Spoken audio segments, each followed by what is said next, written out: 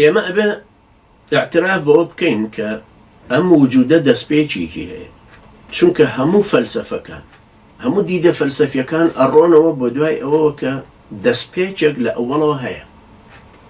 بۆ فەلسەفە کۆنەکانی فیثاگۆرس و ئیغریق و ڕۆمان و پاشانەوانەی دواییتر و تا ئەم سەردەمەش و هەروەها عیلم ئێستا تەجروبەی عیلمیش ئەوە گەێنێ کە هەموو شتێک دەستپێکێکی هەیە. ڕاستە ئەوان بۆ ڕاکردن لە مەوزوعە ئەڵێ تەواو تەبیعەتە، ئەوە سروشت وای خۆلقان یا ئەچێتەوە سەر سروشت، بەڵام سروشتە بێ بیدایەتێکی هەیە.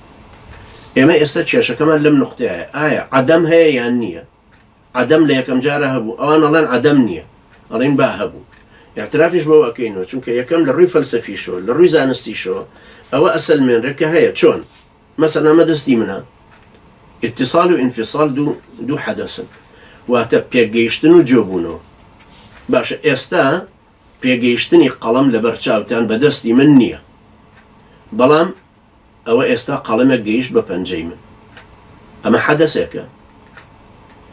ئەم قدرەتی انفصال و اتصالە، قدرەتی پێکەوە لکان و لێک جودابوونەوە پەیوەندیان بەو زەمانەوە هەیە کە حەدەسەکەی تیان ڕوەدا، کەوابوو پێش وجودی ئەم قەڵەمە، پێشەوەی من بیجوڵێنە بەرچاوتان کە ئێستا شتێکی ترم نەجوڵانە، مەسەڵەن پەرداخێک ئەوم لاوە نزیکە ئێوە نایبینن.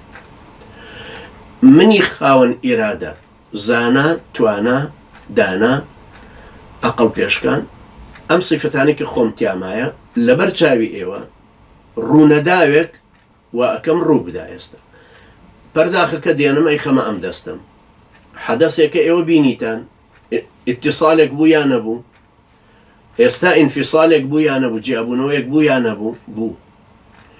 هەموو حەدەسێکی ئەم گردونە کە ئەگەر ئینفیصال و ئیتصال بوو بن سەرەتا و دەستپێچێکیان کەوابووە، کەوابوو ناشێوا بزانی لە عەدەمەوە نەهاتوو. بۆیە ئێمە باوەڕمان وایە خوای پەروەردگارە فەرمێ ربنا الذي أعطى كل شيء خلقه ثم هدى. خوای پەروەردگارمان ئەوەیە کە هەموو شتێک خلقەتی خۆیدایە، فیترەتی خۆیدایە، یاسا و ڕێساکانی خۆیدایە، خەڵقی کرد بەو شێوەیە کە ئەڵێن خەلەقە فەسەوا، دوای ئەوە هیدایەتی دا بۆی بەو شێوەی بڕوە. هیدایەتی دا بۆ نمونە قۆڕیەک ڕەنگی خۆی بگۆڕێ بەپێی بارودۆخەکەی دەوروبەری.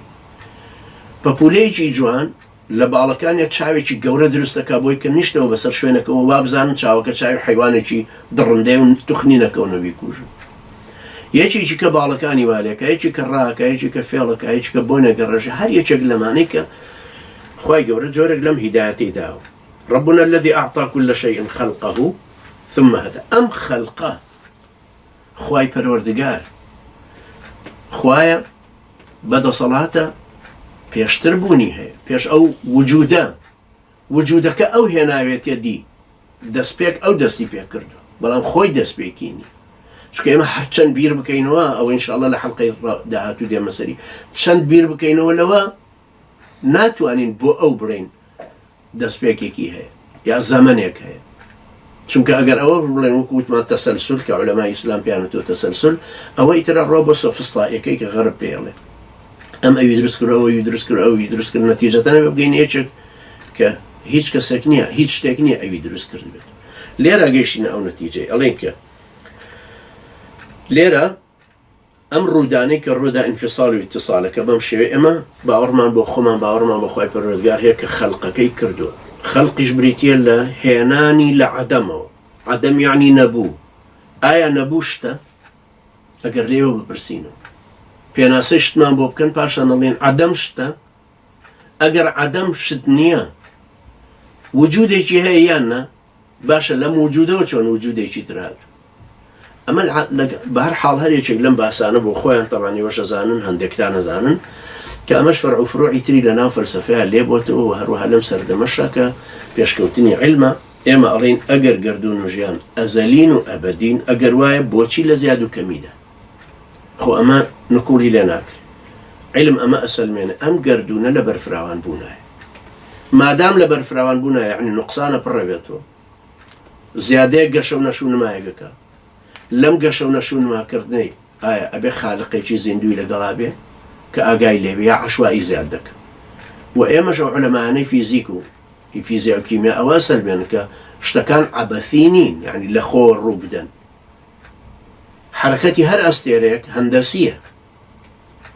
ئەم حرەکەتانە، ئەم وجودە، ئەم سرەوتنانە، یعنی سرەوت و بزاوت هەردووچیان کە دوو حەدەسن، هەمویان زۆر وردەکارانن. یعنی هەروەکو ئینشتاین وتی دەی باشە با سوتفە سەعاتێ بکاتە دەستمان، یعنی شتێک نین لە خۆیەوە ئاوا ڕوو بدەن. نیوتن ئەڵێم پێم سەیرە خەڵکێک بڵێ وەڵا باوەڕمە وجودی خوانیە لە دوای ئەم جاذبێتێکە ئیبینێ کە هەستی پێک. ئێوە بەس لەو لایەنەی هەست پێ کردو. لەبەرەوە ئەزانم ئێمە و ئێوە بگەینە ئەو نەتیجەتە کە مادام تۆ ئەڵی سروشت هەروە بەردەوام بۆ، ئێمە وا ناڵین، ئەڵین دەستپێکی هەیە، چونکە هەموو عیلم، هەموو فەلسەفە، هەموو ئەوە ئەسەلمێنە، هەموو ڕووداوێک دەستپێکێکی هەیە. اینجا هەموو ڕووداوێکیش، هەموو حەدەسێکیش یەکێکی زانا و بەتوانا و دانا و خاوەن ئیرادەی لە پشتەوەی. ئێمە باوەڕمان وایە کە ئەو خوای پەروەردگارە، ئەی ئێوە باوەڕتان وایە ئەو خاوەن ئیرادەیەکی. ناشکرێ بڵێ عەقڵ بەم هەموو قووەتەی خۆیەوە بێ ئیرادەیەک درستی کرد. خوای گەورە هیدایەتی ئێمەش ئێوەش بدە، خوای گەورە سەلامەت سەرکەوتوتان کە، خوای گەورە بەرچاومان ڕۆشن کاتەوە و بەم گەشتە عەقڵێ بگەین ئەو وحی کە خوای پەروەردگار بۆمانی ناردووە. أقول قولي هذا واستغفر الله لي ولكم وجزاكم الله خيرا والسلام عليكم ورحمة الله وبركاته.